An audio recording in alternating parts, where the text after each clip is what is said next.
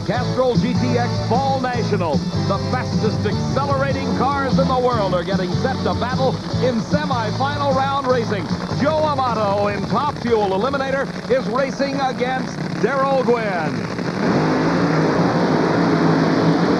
A brutal burnout by Amato just gets those tires boiling hot. The smoke coming off of them indicating that they are as hot as they're going to get. Darrell Gwynn in the near lane, having completed his smoky burnout, testing that starting line, seeing what kind of traction is available to him. Anytime these cars are on the racetrack, one group of individuals is paying strict attention. That is the NHRA Safety Safari, responsible for the maintenance and safety on this racetrack. No emergency team in motorsports is better equipped than NHRA's famed Safety Safari. They even have their own jet, but they don't fly around in it. They use it to dry racetracks and to burn off severe oil downs. But their most important function, their total devotion, in fact, is to driver safety. So the really important items are in the back of an emergency truck, just like this one. Let's do a little inventory here. Okay, we've got 3 different kinds of fire extinguishers. There is halon, Monox, and CO2. But the most important firefighting agent is good old water. There's a 150-gallon tank just under the cab there, and they add dishwashing liquid to that so that it'll foam. And it is propelled by nitrogen. In other words, it's force-fed rather than using a unreliable pump. Even the grease sweep is special. It's rice hull ash, and it's only made in Sacramento, California, and it's pretty expensive, as a matter of fact. Now, anytime the hot car drivers are suited up, so is a member of the Safety Safari in that protective suit and helmet. So if there's a funny car fire, he can go inside the fire and get the driver out.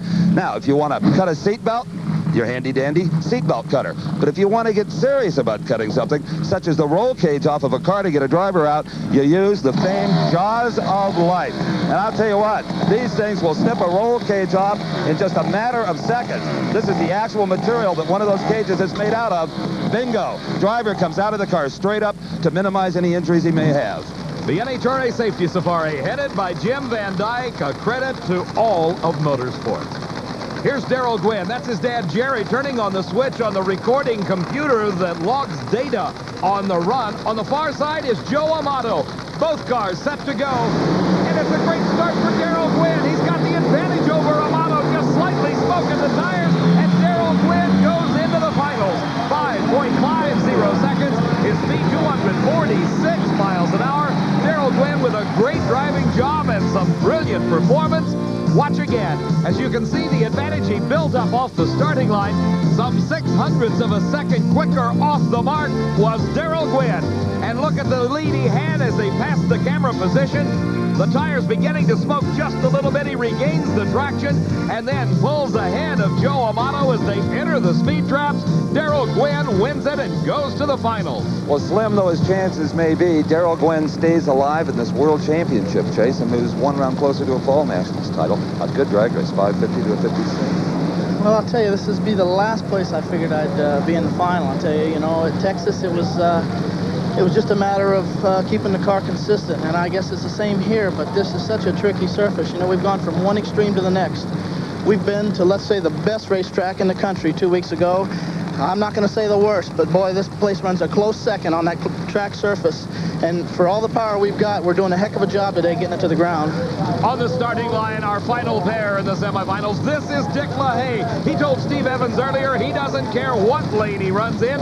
He thinks he can make his car run as well in either lane. And that's good because Larry Minor, with the quicker elapsed time, put him over in that far lane. Some racers regard that as the toughest lane of them all. Larry Minor had a 5:49 in the previous round when he upset Don Garland. Can he duplicate? Dick LaHaye with the advantage off the starting line. Can he hold on for the win? He does by a car length. Dick LaHaye goes into the finals. 5.46 seconds. Look at the time. 258 miles an hour. As we watch again, Dick LaHaye got about 0.02 of a second head start off the starting line. Less than the blink of an eye, but it was enough to propel him ahead of Larry Minor. At this point in the race, LaHaye had the car length advantage. Minor tried to reach down and find the horsepower that gave him the great run just the race before, but it was not to be. It was Dick LaHaye's moment in the semifinals. He won the race, advancing into the finals to go against Darrell Gwynn, and the lane choice this time goes to Dick LaHaye. Thank Thanks the Lord, we did it again. That's an incredible elapsed time. The motor looks to be fine, and that gives you lane choice. Certainly does, and I'll go right... You said lane choice doesn't matter. Now that you have it, what do you say? I'll go right back in that lane. Darrell's had 4 shots at that lane. The best he can run's a 50 flat. It'll be a great final. I'm ready for him.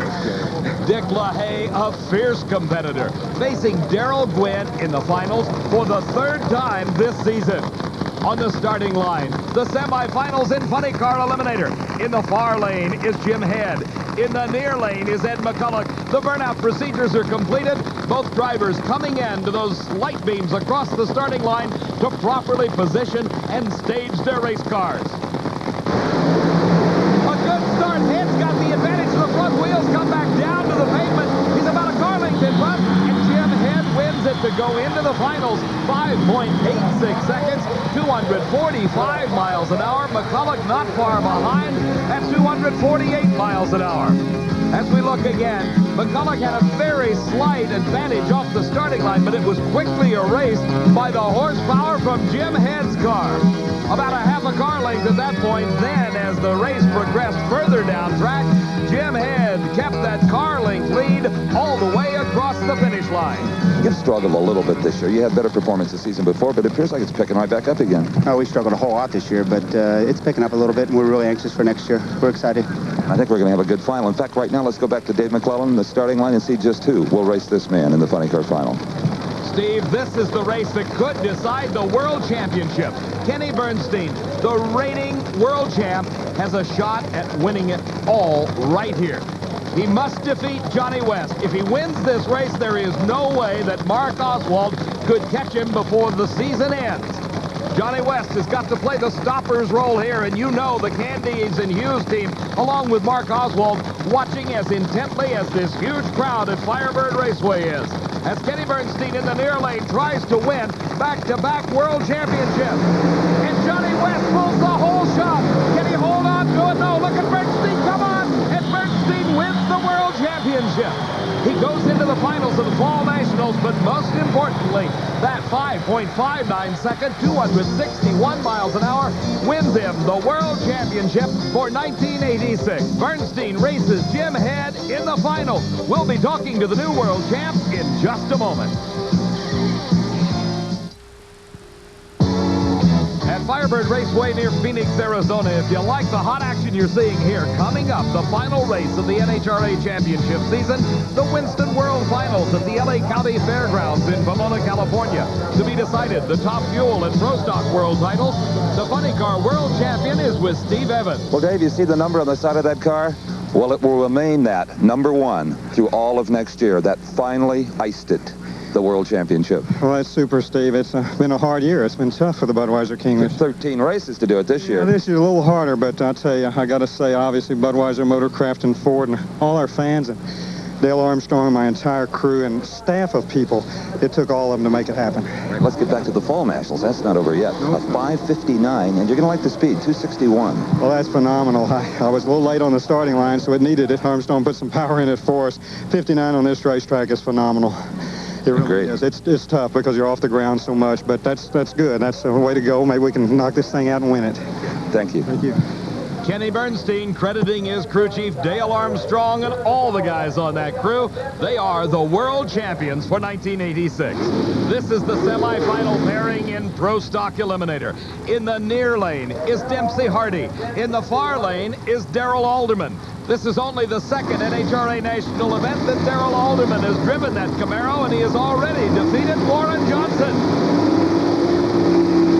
Last to stage is Dempsey Hardy, and Alderman with a red line. He tried the whole shot routine once again. It did not pay off, and for the first time in his 8-year Pro Stock career, Dempsey Hardy goes into the finals.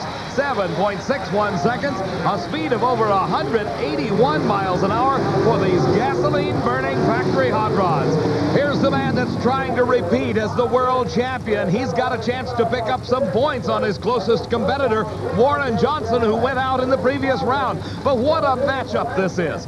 Ford and Chevrolet, the classic battle of the factories. The Bob Glidden T-Bird now using Junior for a power plant. That's right. Word from the vets indicates that they have changed engines. The family operation of Bob Rusty and Billy Glidden, along with Etta, his wife, who serves as crew chief, have changed engines in that T-Bird.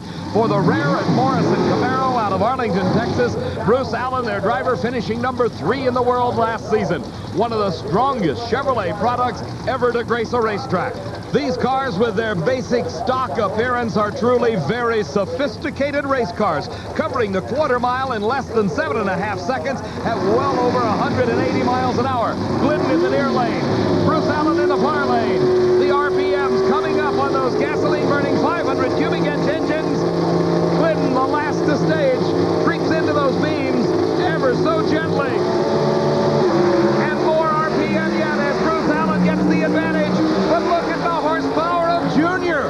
Boy, Junior is just thundering down to the quarter mile. A high five between Rusty and Billy Glidden. Look at the time, 7:47, 185 miles an hour. Bob Glidden will go against Dempsey Hardy in the Pro Stock Finals at the Fall Nationals, with Glidden having the lane choice and has to be considered a strong favorite. Back in the top fuel pit area, Steve Evans is with Kim LaHaye. Kim, twice this year you've sent your dad to the starting line to race Darrell Gwynn in final rounds, and unfortunately twice he's come up a little bit short. Anything different this time? Anything new? Well, the first thing that comes to mind that will be different is it'll be Sunday afternoon instead of Monday morning. That's right. We have been rained out on both of those. Yes, so maybe we have a little bit of edge on the ET. I don't know. Things look pretty good. It should be a real good race. And your dad has driven better this year, I think, than in his entire career. He's done an excellent job driving this year. Good luck to you, both of you. As the work continues in Dick LaHaye's pit area, similar activities underway on Darrell Gwynn's car. He's hoping for a big win in the finals, which will carry him even closer to a potential world championship title.